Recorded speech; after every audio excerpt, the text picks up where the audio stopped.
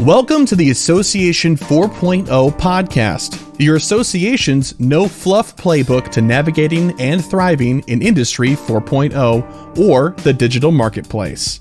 Each week, we bring expert insights to help you and your association stay ahead of the curve. Hello, everyone, and welcome again to another edition of Association 4.0 podcast. My name is Sharon Rice, and I'm the Managing Director of Business Strategy for orgSource. Today, I have a new colleague with me, Stephen Welch.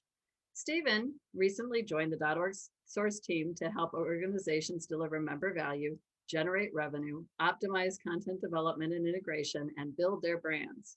His specific expertise includes assessments to improve self-publishing programs and commercial partnerships, transitioning clients to open access publishing models, and establishing new markets for content, product, and services.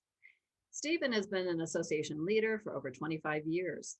As an executive and CEO of the American College of Chest Physicians, a medical specialty society with over 20,000 members in 100 plus countries, Stephen created a comprehensive collection of impactful publications and content that exceeded member needs and significantly contributed to the organization's growth. Stephen's broad experience, coupled with a deep understanding of the challenges of the publishing environment, provides him with a unique analytical insight that helps clients successfully transform their publishing operations. And so for these reasons and many, many more, Stephen, I'm really happy to talk to you today. So welcome. Oh, thanks very much, Sharon. I appreciate that. I'm excited to be part of orgSource. I'm excited to have the opportunity to work with you all and with your clients. When I was at the American College of Chest Physicians, we actually used orgSource quite a bit for a number of different projects. So I'm familiar with the team. I'm familiar with the value that you guys bring, and I'm just thrilled to be part of it. Yeah, well, we're so excited to have you here because traditionally publications have played such an important role with associations, and that role is changing over time, and especially has been impacted, I think, by the internet. So to get us started today, can you talk a little bit about the important contributions that publications have historically made to professional and trade associations, and maybe how that's changing today? Oh, absolutely. It's funny. It's what's not been changing today, right? You mentioned the onset of the internet, and yeah, that's been a game changer ever since it really took foot, and we've really had a constant environment of change and disruption in publishing. Now, traditionally, most associations had either a trade magazine or a journal, or perhaps both. They publish newsletters. Many of them have book programs and all sorts of different things, monographs, maybe guidelines, perhaps professional assessments and certification study materials. I mean, it really runs the gamut of a lot of things and overlaps a lot into the educational efforts of associations and societies. And those were typically thought of as being big pieces of member value.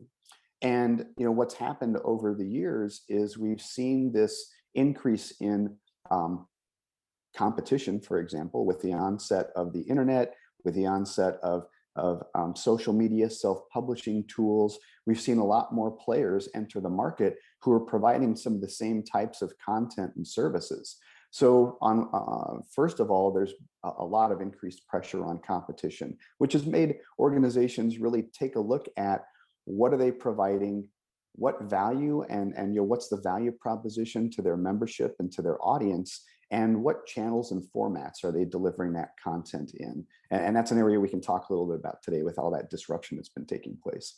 Yeah, and so for, I think, science-based associations, science-based professions and industry, this, the trend towards open access publication, which, in my mind is somewhat research-based, has been something that a lot of associations are having to grapple with and to deal with, because their academic journals are really kind of right in the mix of the type of publication that is included under open access.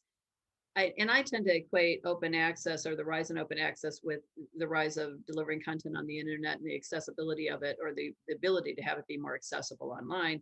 But I'm not an expert in this area. Talk to me a little bit about maybe define open access first, because I'm sure that there are some of our listeners who don't know exactly what that is, and where did it come from, and how is it impacting associations? Sure, that's a great question, and it is one that's really sort of the buzz in a lot of people's minds. Well, open access is really it's a movement and it's a type of publication model.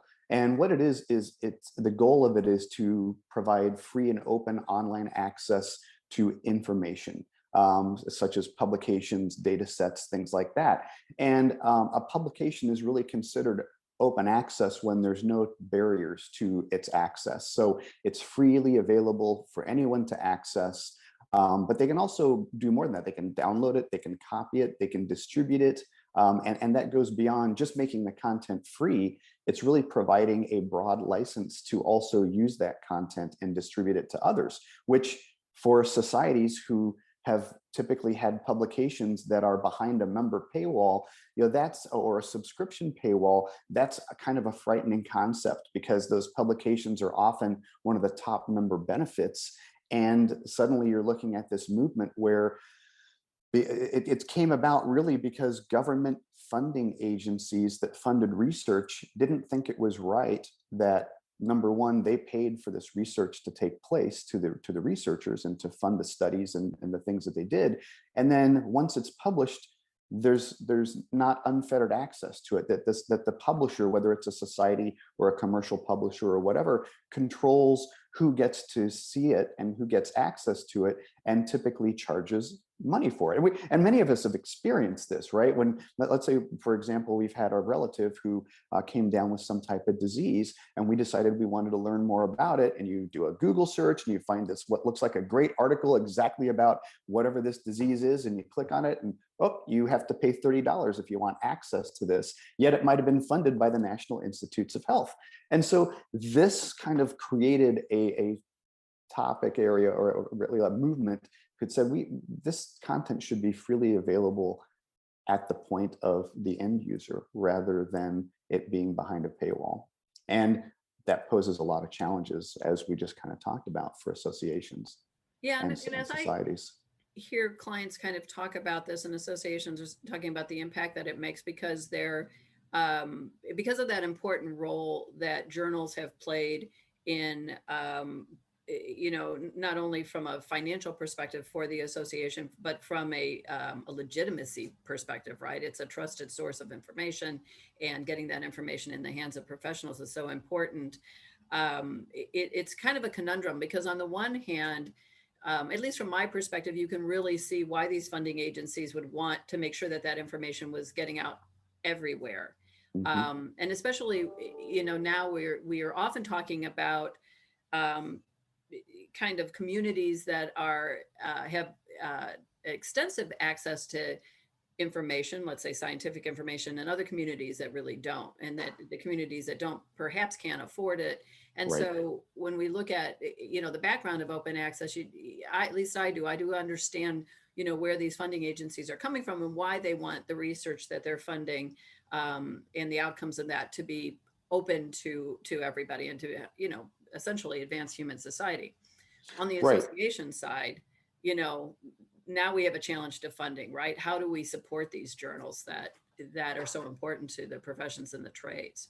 Yeah, absolutely. That's correct. And that is the conundrum. And it's really kind of a mission versus a margin problem, right? Because for a lot of societies, they've seen their publications are a revenue stream, or for many of them, they are. And so when you're looking at a challenge to that revenue stream, it obviously raises some alarm bells, but it's also an opportunity, because when you think about it, it is delivering on mission. You're helping to get content out to the end users who need it. It levels the playing field, and you're really fulfilling that not-for-profit mission of providing information, education, or whatever your not-for-profit mission is.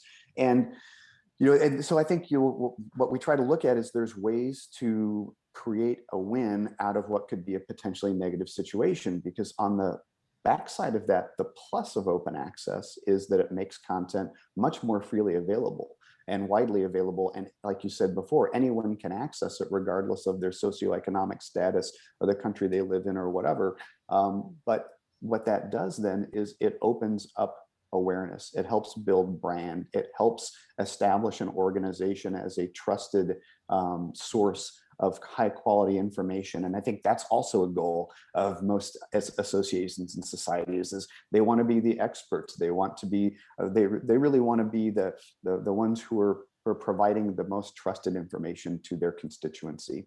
And so there's a way to work through this where we can find ways to transition that don't necessarily force us to kill the golden goose, as it were.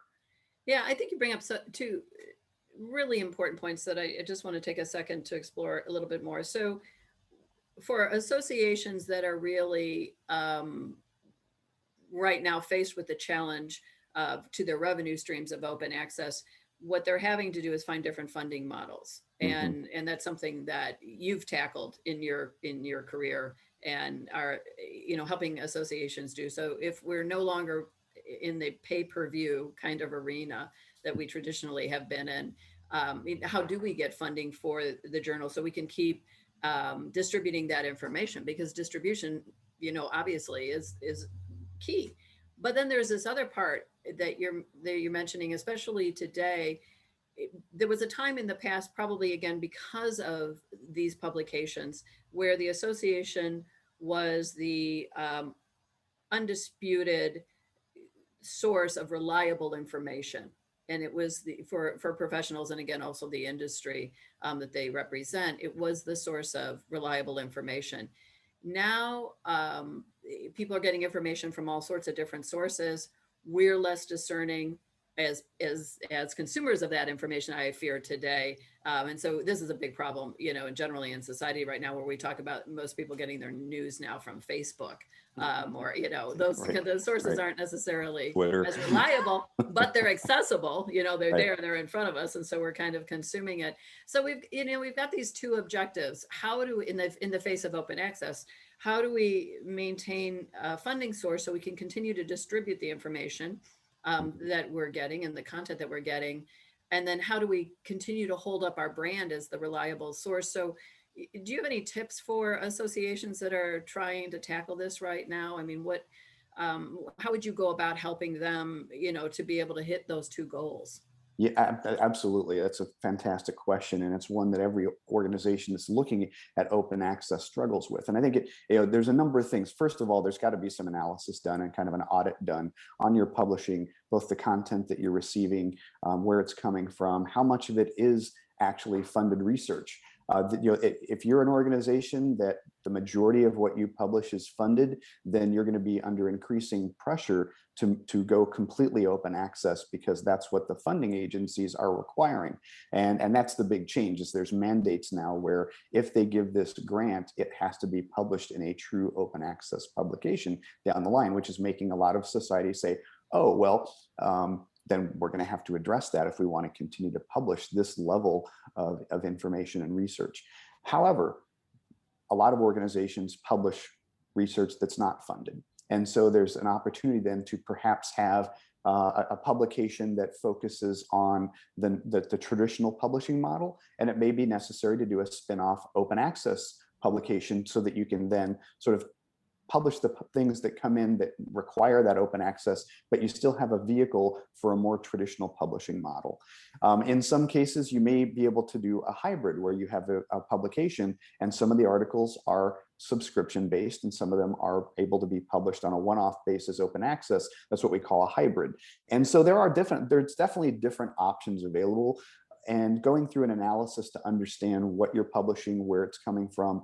Because what happens with open access is the publisher, whether it's the society or your commercial publishing partner, if you're not self-published, is charging what's called an APC, an article processing charge. So in other words, somebody's paying up front for that article to be open access. And what's happening is these funders are earmarking funds to be paid for open access publications. So there's monies available. It's just a matter of making sure that your authors know how to get access to them and where to go for them. And then the other piece is that there's also publishers are beginning to create completely different types of agreements with institutions, where it used to be they would sell these big subscription collections of content to libraries and institutions. Now they're doing what's called transformative agreements, which the institution sort of goes into a partnership with the publisher where the researchers at that institution have money earmarked to fund those open access publications. And so it's complex, I realize, and we can't probably get into all the detail today, but that's what I'm here for, right? Is to try to help people navigate all these different complexities of understanding what it is that they're publishing, what's the correct format, what's the correct subscription model, and then, which begs the next question is the other thing is where and how is your publishing strategy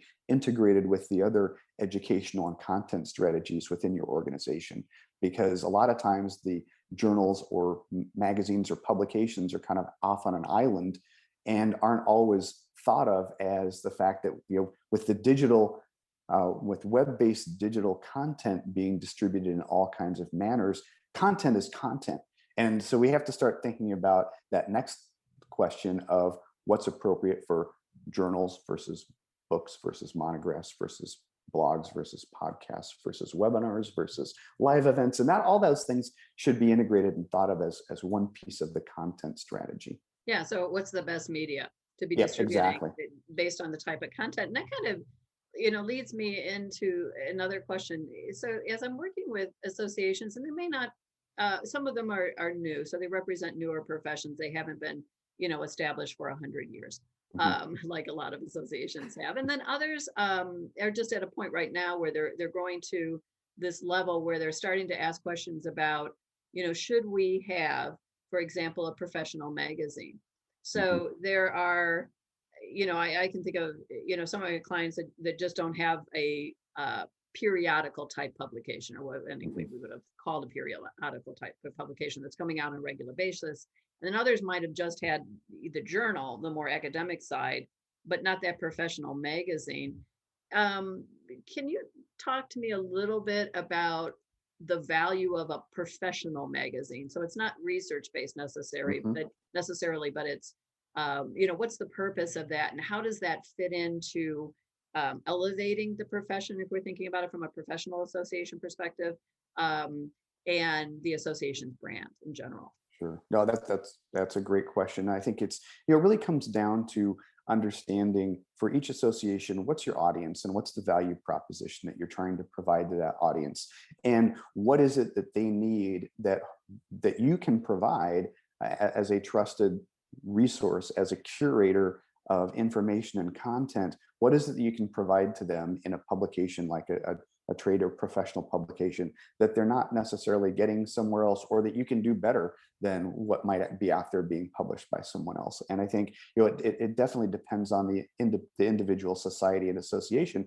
but absolutely that to me is part of that sort of publishing and content audit and analysis, is looking at where are there opportunities for you as a society and an association to provide something to your members that may not be what you've thought of as the traditional journal or publication or book or whatever it is that you happen to have been publishing for either a long time or as a new organization. What's that niche that you can cover for people that they're not necessarily getting from somebody else? Yeah, and I think that, my experience, both as a professional reading these types of magazines, but also for some of my clients, is that they're extremely popular.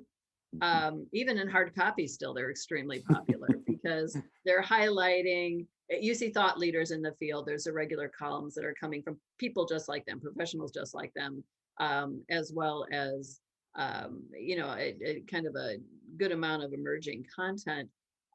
It doesn't seem like, even as we go to more digital formats, it doesn't seem like the demand for information is decreasing. Even as much information as we have and as much content is out there, would I be right in assuming that we're just consuming more content than ever before?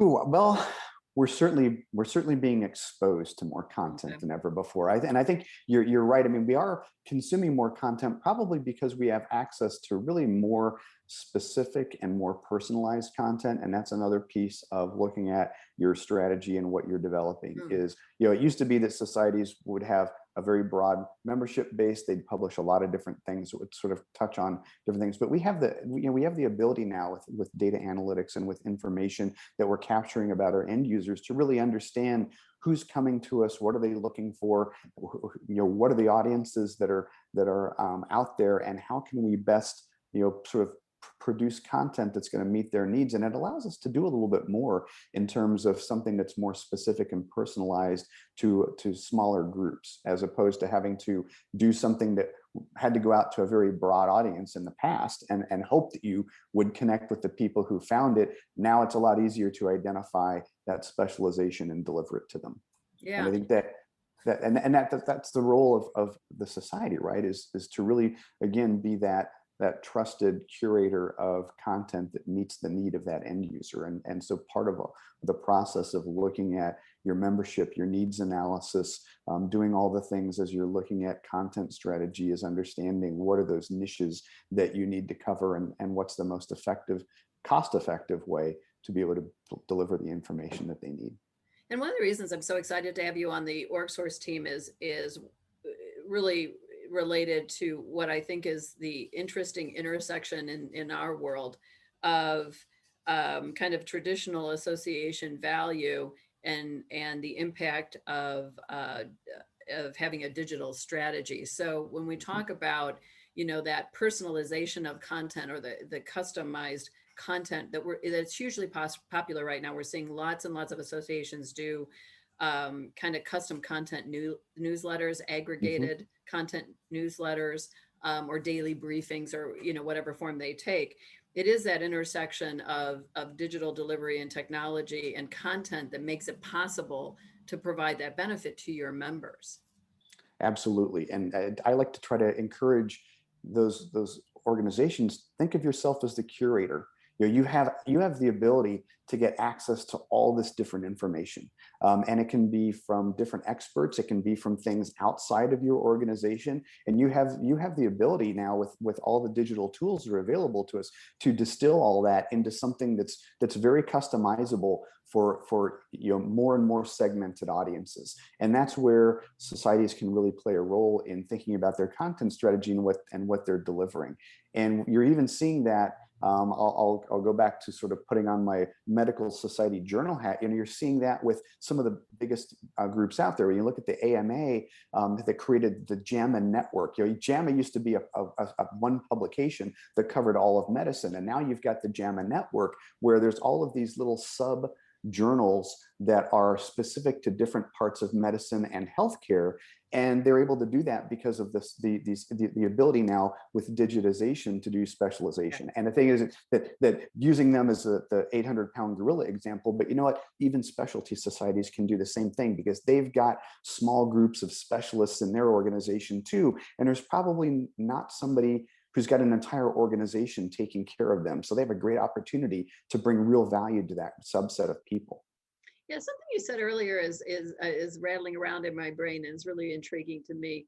That I think that traditionally associations had a publication group that was kind of a silo within the organization. And what I thought I heard you saying as you were talking about it, that publications, for those staff to be the most impactful, and for publishing to be impactful for the organization, it's probably also best thought of as a shared services department. So not just, kind of its own silo, pushed apart from, membership and events and others. But if we were to think organizationally more about the publishing division as a shared service that cut across these other areas of the business, it probably, could be that rising tide that's floating the organizational boat. And essentially, is that what you're saying? Yeah, that's it's exactly what I'm saying, and you said it probably a lot better than I can. I think it's what's fascinating to me is it all depends on what we think of as publishing. Traditionally, we think of publishing as magazines, journals, books, things that we still think of them as these print sort of containers, but really, any information that you're putting out there to people is publishing.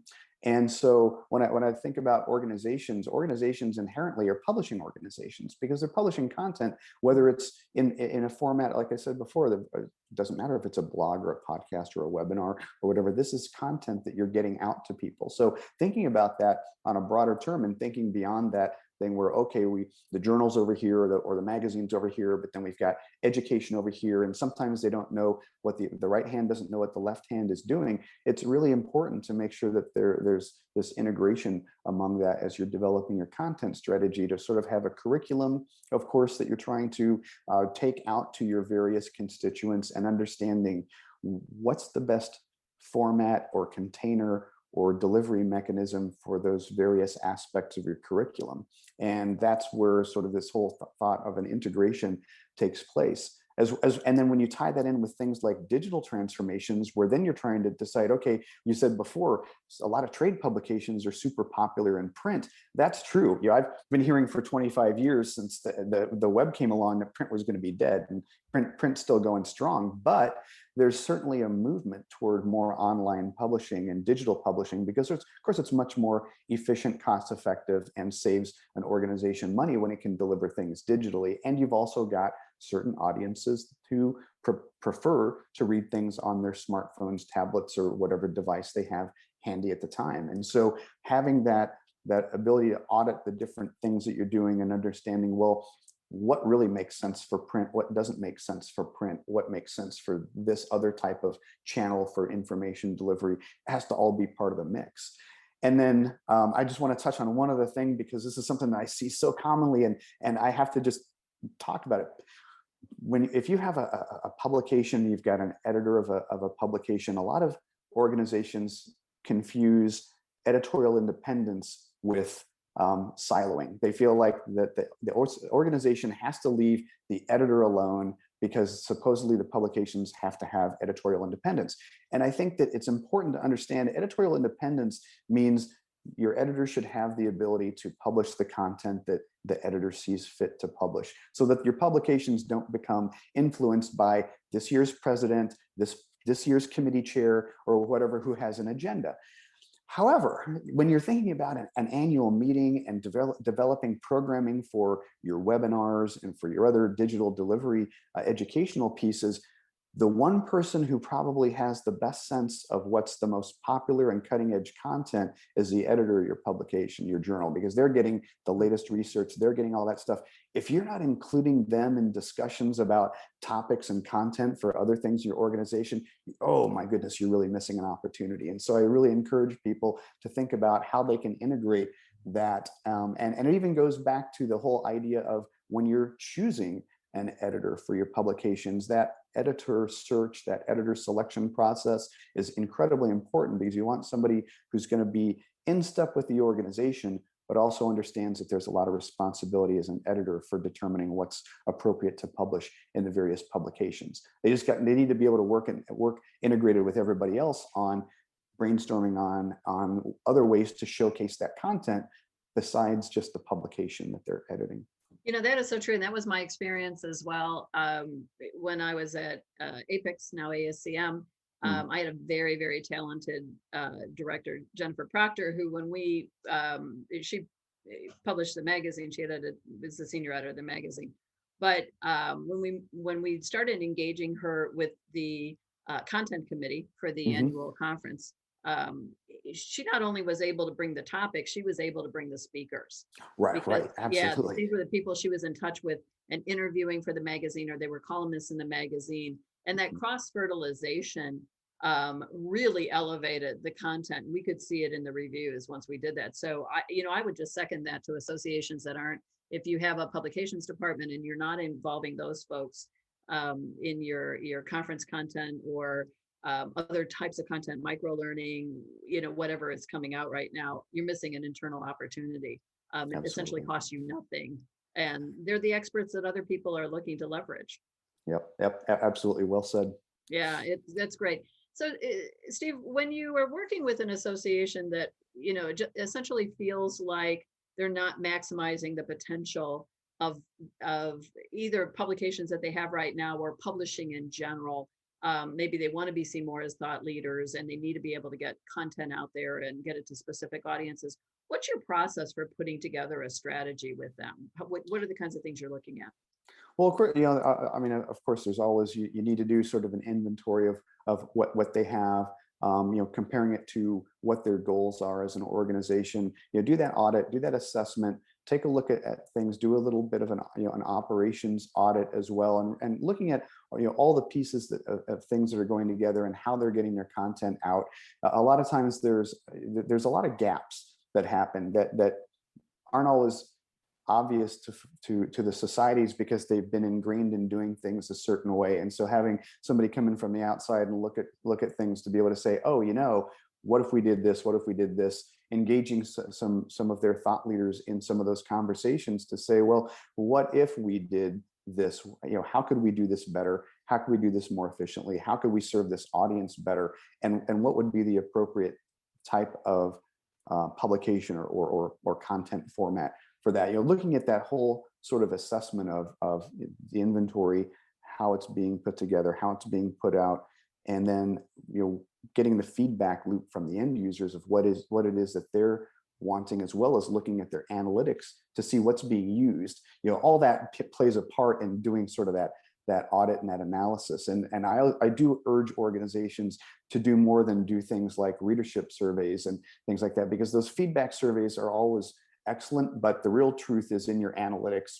People often say they're reading something or accessing something, but your downloads and your accesses and all those things will tell you a lot more about what's really getting used versus what people tell you that they're using and what's valuable. And so doing that whole sort of process of looking at those things typically helps to shed some insights on what it is that they could either do better or differently, or perhaps new things and new opportunities that they could have that would provide success to their publishing program and provide value to their end users.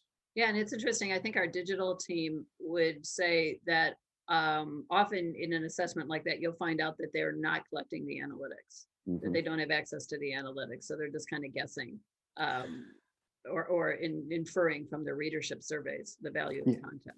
Yeah, that's really important. And that kind of leads me into another topic, which is, for organizations that are self-publishing, they need to make sure that when they're setting up their partnership contracts with different vendors that do different services for them, that they're getting the ability to get access to those analytics downstream. Or if they're working with a publisher, a commercial publisher, making sure that they're working with the publisher to communicate, here's the type of analytics that we're going to need to get to do things.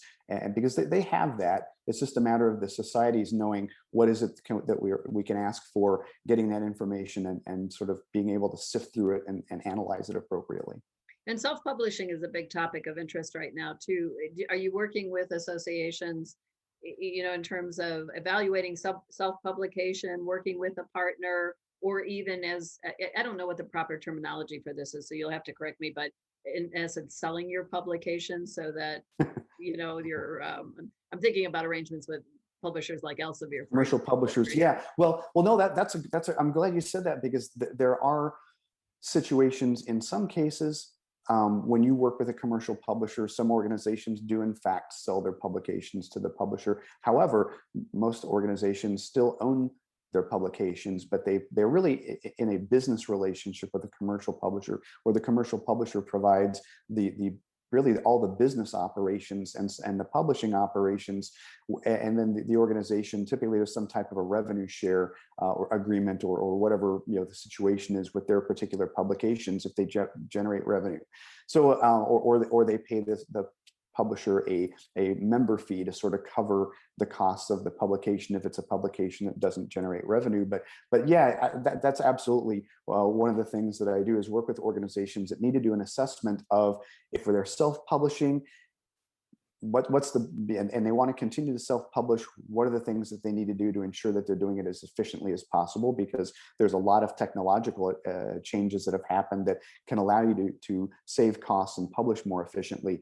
Or is it time to consider a commercial publishing relationship? And if that's the case, ensuring that when you do that sort of RFP for various publishers, you're looking at what publisher is the correct fit. For example, there are big commercial publishers, there's small academic presses. There's a lot of difference between different types of publishers, and helping people navigate identifying the best partners as well as negotiating agreements that will provide them the most value is an absolutely crucial part of the things that I can bring and want to bring to orgSource and to its clients, because I've been through that myself. I've taken a self-published journal, moved it to commercial publishing. I've helped organizations move from one commercial publisher to another commercial publisher that was a better fit, and also to do assessments of a lot of their internal things. And every organization should be doing this, because there's so much change and disruption going on. You don't know what you don't know until someone comes in and helps you get your head around that.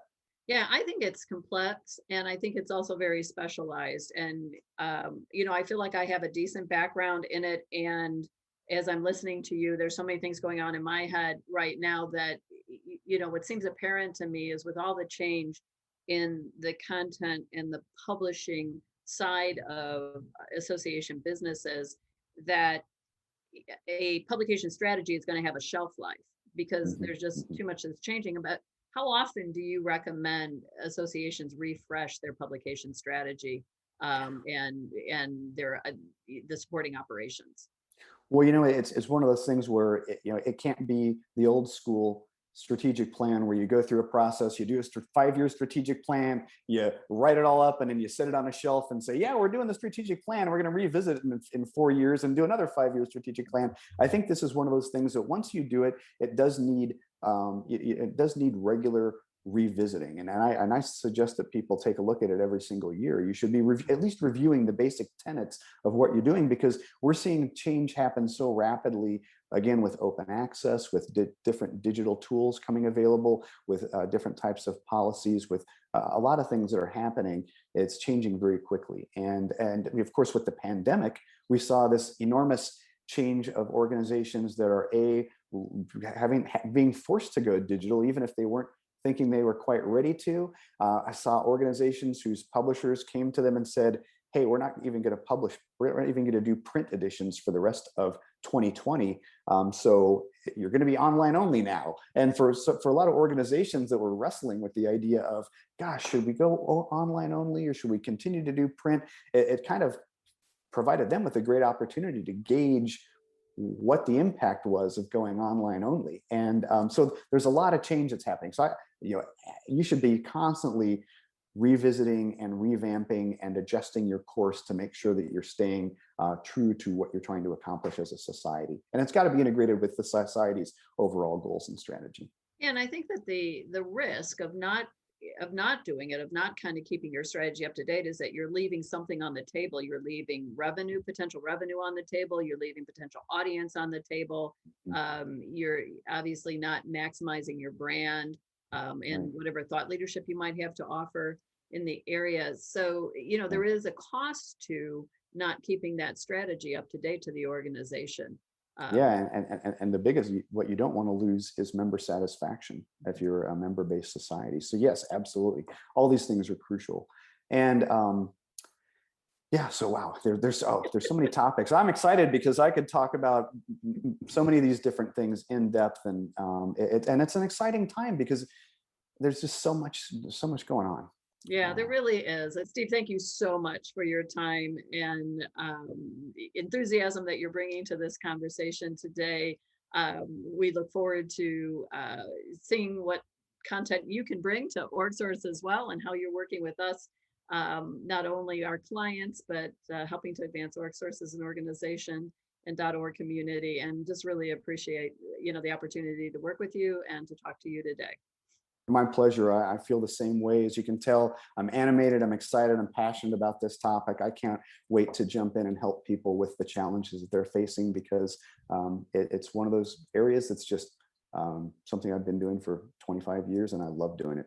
And it's still as relevant today as ever. Absolutely. It remains a part of our future. Well, thank you everyone for listening today.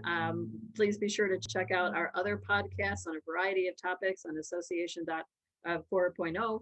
And you can reach us through Spotify or Apple or anywhere that you get your podcasts. Thanks again. We hope you enjoyed this episode and discovered tips and information that will add value to your leadership style and your association. orgSource specializes in positioning teams for success with solutions for technology, strategy, and marketing. Please contact us at info@orgsource.com or visit www.orgsource.com to find out how to keep your organization on track to Association 4.0.